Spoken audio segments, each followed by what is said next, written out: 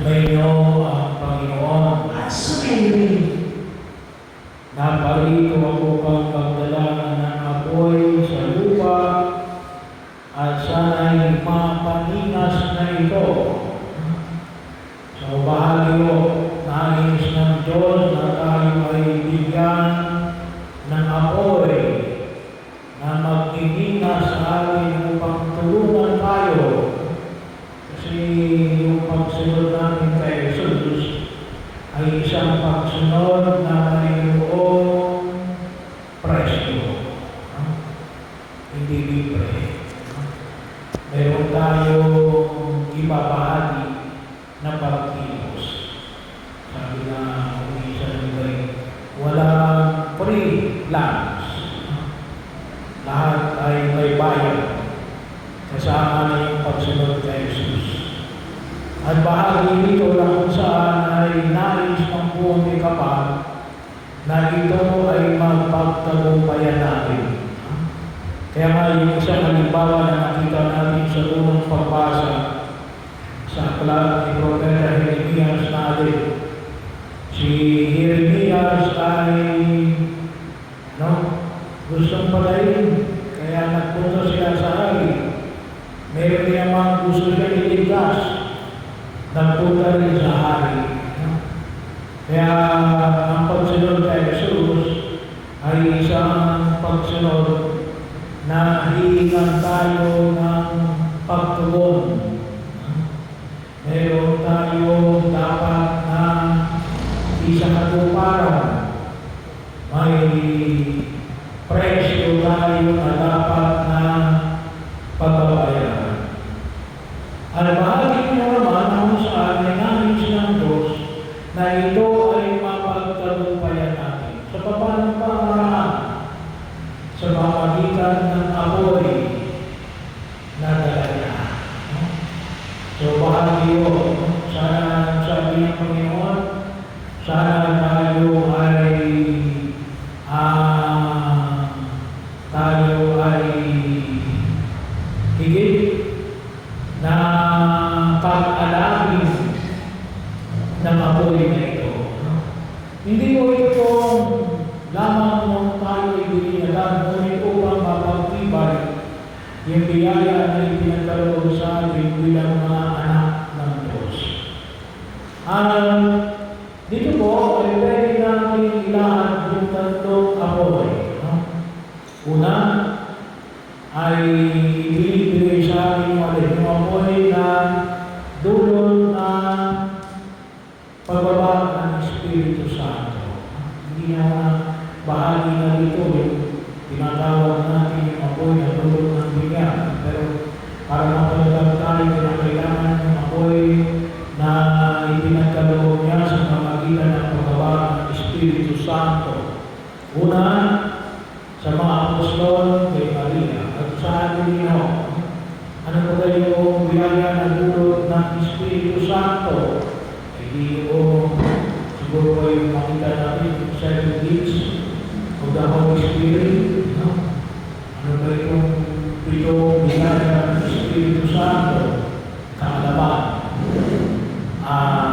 pagkaunawa, yung counsel, pagpapayo, yung wisdom, yung fortitude, kadalagan ng kalooban, hinakailangan natin maging magalang sa pagkilos natin sa daigdig na ito.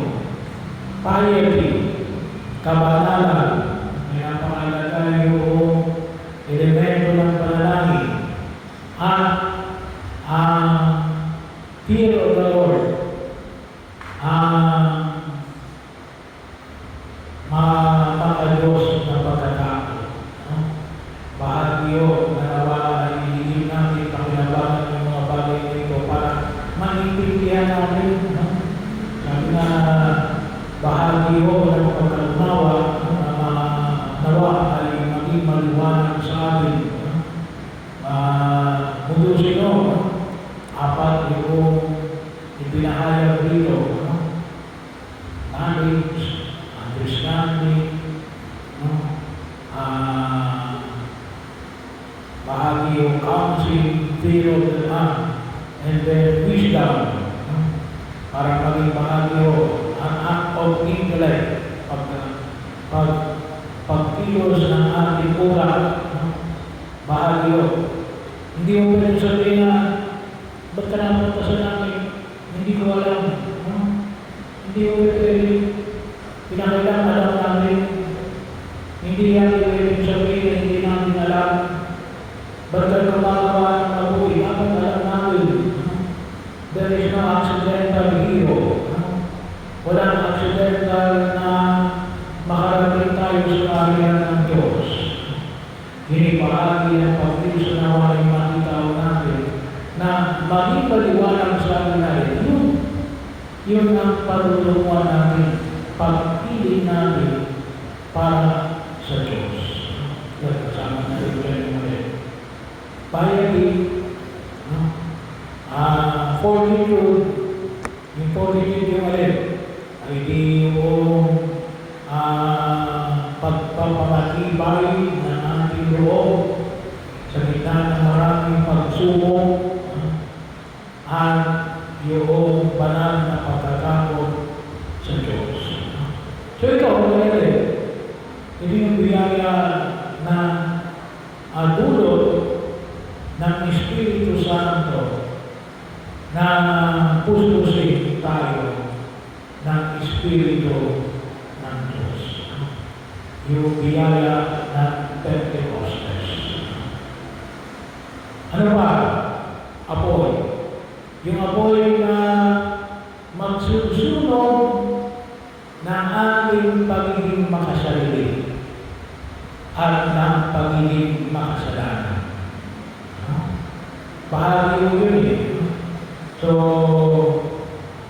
natural sa tao ang pagiging makasarili. Bahagi mo yun. Kaya nga sa simula na yan ay makita natin survival of the fittest. Yun ang human nature. Change your us. Yun ang sabi ng mga Hudyo kay Jesus. Save yourself. Iligtas mo ang iyong sarili. Bahagi mo lang saan makita mo natin. At ang unang pagkakasala na makita natin, yun sa epekto. Iligtas mo ang iyong sarili. Kaya yun ang sagot ni Eva ni Adam. Bahagi mo. Bakit mo kinain prutas na sa gitna ng alamanan? Anong sabi ni Adam? Tawa ko ni Eva. Save yourself eh. Anong sabi ni Eva? Tawa ko ng ahas. So ba pagkataon,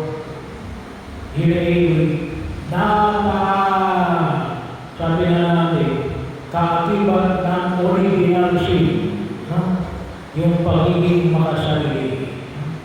So kinakailangan natin ng apoy natin tumupo sa pagiging makasarili. Paano natin maiwasan ang pagiging makasarili? Well, kinakailangan natin din mahalin yung ating sarili. Pero tamang pagmamahal sa sarili. Huwag sobra. Kasi hindi mo pwede mamahal ng Diyos kung hindi mo rin alam kung tamang pagmamahal ng sarili.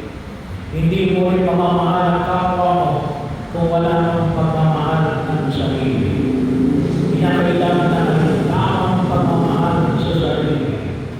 Hindi pwede sobra. At kapag namahal mo ang sarili mo, makita mo natin, pwede mong ibigay yung pagmamahal sa sarili mo sa pamagitan ng pagmamahal mo sa Diyos. At sino ang magtuturo sa atin kung paano magmahal? Hindi ko lang iba, kundi sa Jesus. Kaya, hindi matutupok ang pagiging mga sarili kapag hindi natin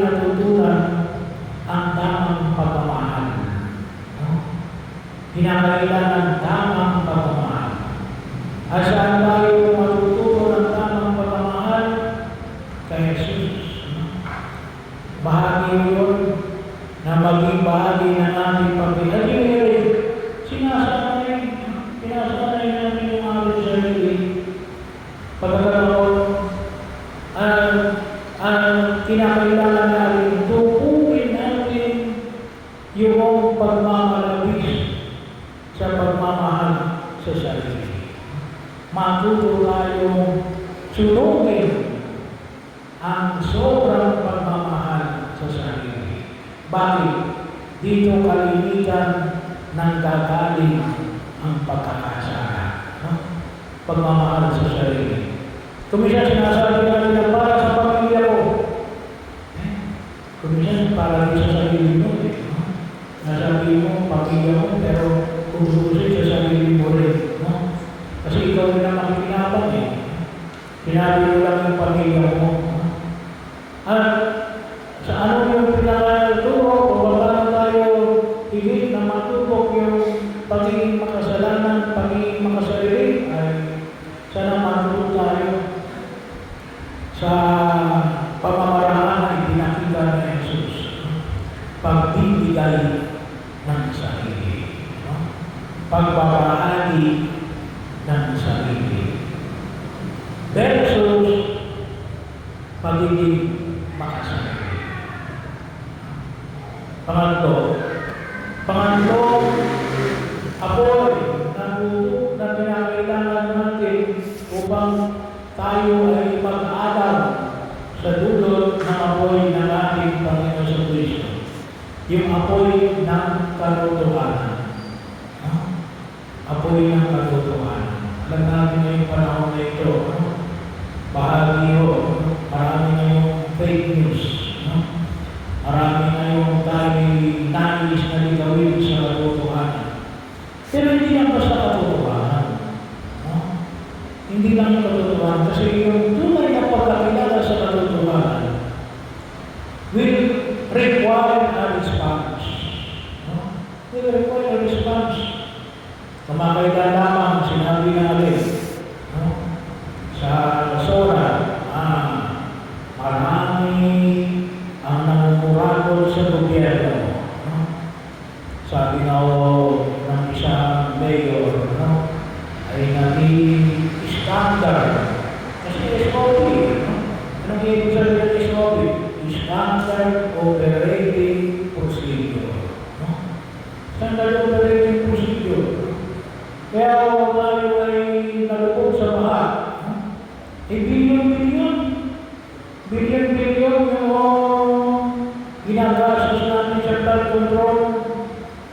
Bahagi yun, bilyon-bilyon na bilyon. Ano ba yung bilyon? Ay may nagkaroon na ng 1 milyong peso. Iswerte na kapag kayo nagkaroon. Ay ilang milyon sa 1 bilyon? No? Ay bahagi yun kung gano'n kadami. Pero ibig sabihin, ay hindi lang natin nalaman na nagkaroon pala. Kung talagang there is a response, ay dapat panagutin. Hindi lang pwedeng malaman na may nagnanakaw.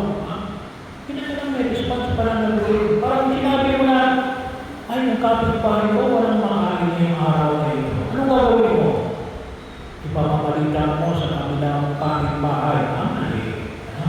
Hindi lang katotohanan na sinasabi ni Jesus. Kung nakita mo ngayong kapitbahay mo, ay walang makain ngayon, ay hindi mo dapat i-excuse yun. Hindi na katotohanan ng ating pananampalataya. Ano gagawin mo? Aba, ay hindi. Magdadala ka ng kanin at ulam. Doon sa bahay ng kapitbahay mo na walang ulam. Yun.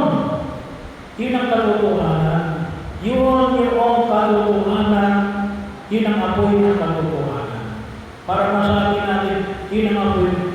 We have to do something good doon sa nalaman namin katotohanan.